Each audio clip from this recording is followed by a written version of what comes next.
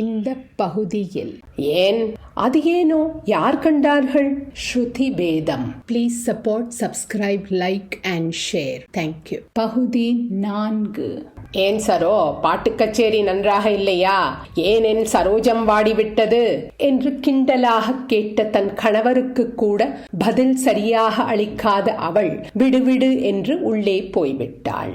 ராமலிங்கம் பின்தொடர்ந்தார். என்ன விசேஷம்? உன் தோழி எங்கே என்று கேட்டார். அவள் வீட்டுக்கு போய்விட்டாள் என்று சலிப்புடன் பதிலளித்தாள் சரோஜா. ஏன்? அது ஏனோ? யார் கண்டார்கள் என்று ஆரம்பித்த சரோஜா அதற்கு மேல் தாங்க மாட்டாமல் அன்று நடந்ததை அப்படியே கூறினாள். ஓஹோ, அதுவா விஷயம்?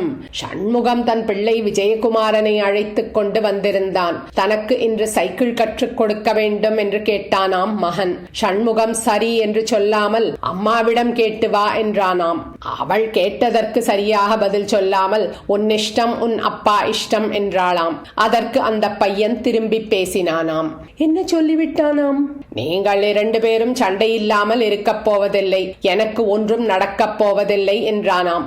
என்று கூறிவிட்டு ராமலிங்கம் ஹோ என்று சிரித்தார். சிரிக்கிறீர்களே? பின்னே என்ன செய்வார்களாம்? சண்முக சுந்தரம் கூட சொல்லி சொல்லி சிரிக்கத்தான் செய்தான் என்று மொழிந்துவிட்டு மீண்டும் சிரித்தார் ராமலிங்கம்.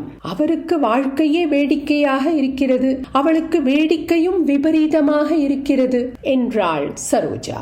அவனும் நல்ல பையன், அவளும் மிகவும் நல்ல பெண் என்கிறாய் நீ. பின் ஏன் அவர்கள் சந்தோஷமாக இல்லை என்று உண்மை கவலையுடன் கேட்டார் ராமலிங்கம். ஸ்ருதி பேதம். இன்று பாடகன் ஸ்ருதியோடு சேராமல் பாடிக்கொண்டே போனான். கேட்கவே வழங்கவில்லை. எனக்கு முன் அவளேதான் அதை கண்டுபிடித்தாள். தம்பூர் நல்லதாக இருந்தால் என்ன, பாடகன் பல நாள் பயின்றவனாக இருந்தால் என்ன, தம்பூர் ஸ்ருதிநாதமும் இவன் குரல் நாதமும் சேர்ந்து இழைந்தால் அல்லவா ஜீவனுள்ள சங்கீதம் ஏற்படும். தன் வாழ்க்கையிலும் ஸ்ருதி பேதம் இருப்பதை அறிந்து கொள்ளாத மூடமாக அவள் தன் கணவனையும் பெற்ற பிள்ளையையும் கடிந்து கொள்கிறாள் என்றாள் சரோஜா. அன்று அவள் தோழி அவளிடம் மரியாதை குறைவாக நடந்து கொண்டது அவளை மிகவும் பாதித்து விட்டது போலும். சரோ, அவளுக்கு நீ இதமாக எடுத்துச் சொல்லேன், பாவம். அவள் அதற்கு மசிய மாட்டாள். நீங்கள் தான் உங்கள் சண்முக சுந்தரத்திடம் கூறுங்களேன் என்றாள் சரோஜா. அவனும் பிடிக்க அகப்படுவான் என்று எனக்கு தோன்றவில்லை. சிரித்து பேசி மழுப்பி எதையும் தட்டி கழிக்கும் அளவுக்கு அவன் மனம் வைரம் பாய்ந்து விட்டது. எந்த கொடுமையைக் கண்டு நம் கண்களில் நீர் வருகிறதோ அதையே அவன் வெகு தமாஷாக கேலி செய்து நான் கேட்டிருக்கிறேன் என்று ராமலிங்கம் சொல்லி முடிக்கும் போது நண்பனின் குடும்ப நிலைக்காக அவர் கண்களில் ஒரு சொட்டு நீர் தோன்றியது. சரியாய் போயிற்று, விட்டு தள்ளுங்கள்.